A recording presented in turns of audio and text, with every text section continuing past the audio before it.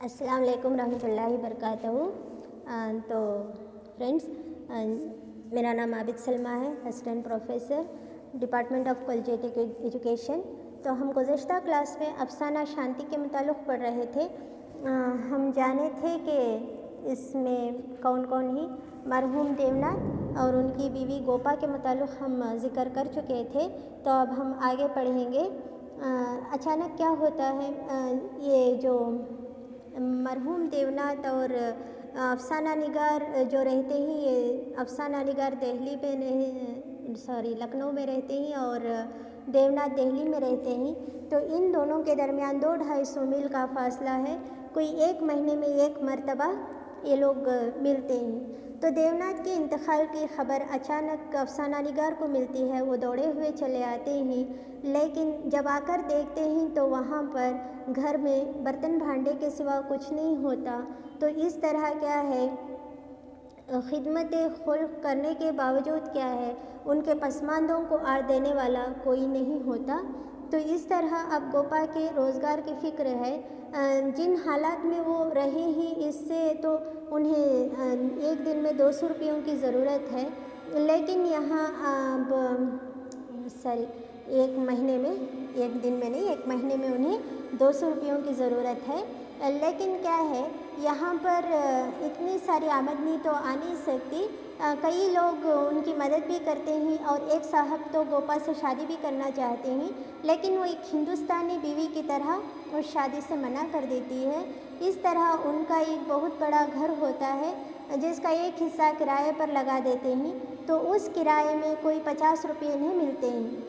तो इस तरह मुतमईन होकर अफसाना निगार को कहीं अचानक गैर ममालिक जाना पड़ता है। तो कोई 2 साल के अरसे के लिए दूसरे मुल्क चले जाते हैं। जब लौटकर देखते हैं तो वो अपने घर नहीं जाते, सीधे दिल्ली आते हैं और गोपा से मिलते हैं और गोपा का हाल देखते हैं। तो गोपा अपनी खस्ता हाली छुपाने के लिए उसने एक नई साड़ी पहन ली है, बाल गूंद लिए हैं, बनाव सिंगार करके आकर दरवाज़ा खोल रही है, लेकिन उसकी असली हालत साफ नुमायाँ है।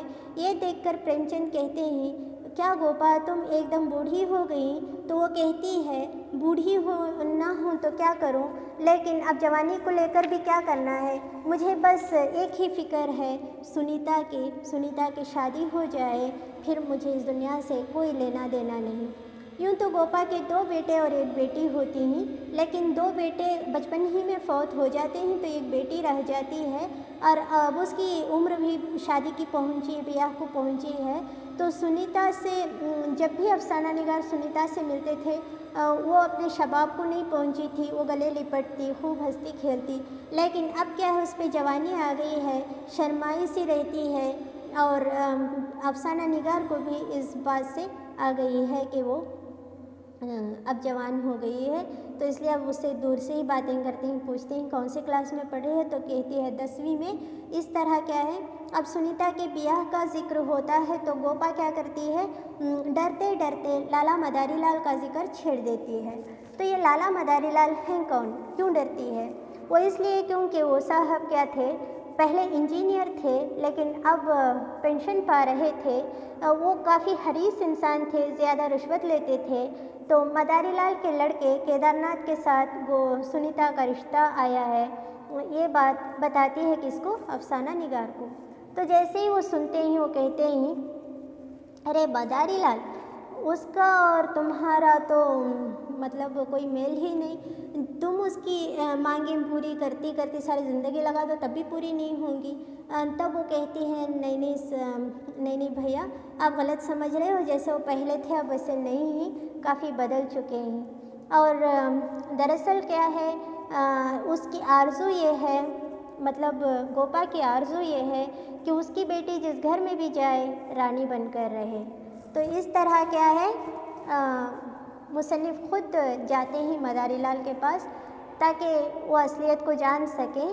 तो मदारी लाल भी जैसे ही प्रेमचंद से मिलता है, वो कहता है, हाँ, वो गोपा ने सुनीता का रिश्ता हमारे यहाँ भेजा था। ये तो मेरी खुशनसीबी है, क्योंकि उसका बाप देवनाथ रतन की तरह था, तो उसके घर की बेटी मेरी बहू बने। ये मेरे इससे बढ़कर खुशी की बात क्या होगी वगैरह। तो इससे क्या होता है, अफसाना निगार को तसल्ली हो जाती है और वो वापस आकर गोपा को खुशखबरी सुनाते हैं और उसे मुबारकबाद देते हैं। तो इस सेशन में मुझे लगता है इतना काफ़ी है। हम कुछ सवालात पढ़ेंगे। अफसाना शांति का मरकज़ी किरदार कौन है? मदारी लाल, केदारनाथ, सुनीता या देवनाथ? तो सुनीता। तो अब हम दूसरा सवाल पढ़ेंगे। मरहूम देवनाथ कहाँ रहते थे? दिल्ली, लखनऊ, बनारस या लाहौर? तो दिल्ली, इसका सही जवाब है दिल्ली। और तीसरा सवाल है, देवनाथ का किरदार कैसा था? जाहिल, हरीस, बखील, मोहब्बत नवाज? जानते हैं हम मोहब्बत नवाज। ओके। चौथा सवाल है, गोपा की कितनी लड़कियां थीं? 1, 2, 3, 4?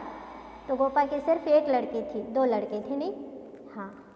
अब पांचवा सवाल है, गोपा का मकान कितने रुपये माहवार किराए पर दिया गया? 25, 50, 30 या 80? आप बता सकते हो। बिल्कुल 50 है नहीं। ओके, तो 50 रुपये किराए पर दिए थे। ओके स्टूडेंट्स, अब हम यहाँ क्लास ख़त्म करते हैं। इंशाल्लाह अगले सेशन में मिलेंगे। अल्लाह हाफ़िज़।